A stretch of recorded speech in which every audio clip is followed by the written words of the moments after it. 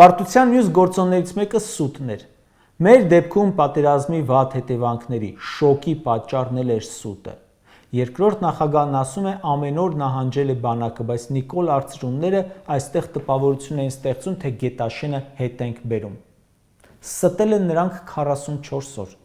ու մարդկանց բթացնելու համար հորինել են հաղթելու ենք կարգախոսը։ Այսօր փորձում են փախչել այդ կարգախոսից իրենց։ Ալեն Սիմոնյանն ասում է Նիկոլը զանգեց, ասաց ով է դրել շրջանառության մեջ հաղթելու ենք, դա վատն է, պարտվողական է։ Ես չգիտեմ ով է դրել, բայց ով էր կոչանում,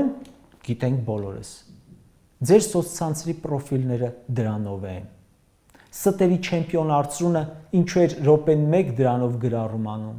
Նիկոլ Փաշինյանը ամեն օր ուղերձ էր տարածում եւ ասում մենք անպայման կհաղթենք։ Դուք չէիք նահանջի ֆոնին գրում հեսա լավ լուր կլսենք։ Չեմ ասում, որ անակնկալ լինի։ Նիկոլը չէր ասում հենց հիմա դրվում է մեր բանակի հաղթանակի հիմքը ու հերթական կամավորականների շարասյունները ուղարկում էր մսաղաց։ Դուք տեղեկատվության տարածման վրա սահմանափակում եք դրել, մեզ լռեցնում եք ու խաբում եք պետական մակարդակով։ Մենք մի հատ հրապարակում արեցինք Արցախում ինչ է կատարվում, 10 հատ քրեական գործ սարքեցիք։ Սահմանափակել էիք ու խաբում էիք։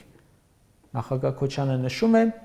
ու ոչ մեկիս էլ գաղտնիք չէր, որ սպայկայի ֆուրերի մեջ էին հավաքում դիերը ու չէին բերում, որ սուտը չբացահայտվի։ Ադրբեջանը հոկտեմբերի 18-ին գրել էր, առաջարկել ենք զոհերի դիերը հանձնել Տավուշի հետ սահմանին, հրաժարվել է հայկական կողմը։ Հիմա այդ մեծ սուտը թելադրված էիք անում, թե չհասկանալով։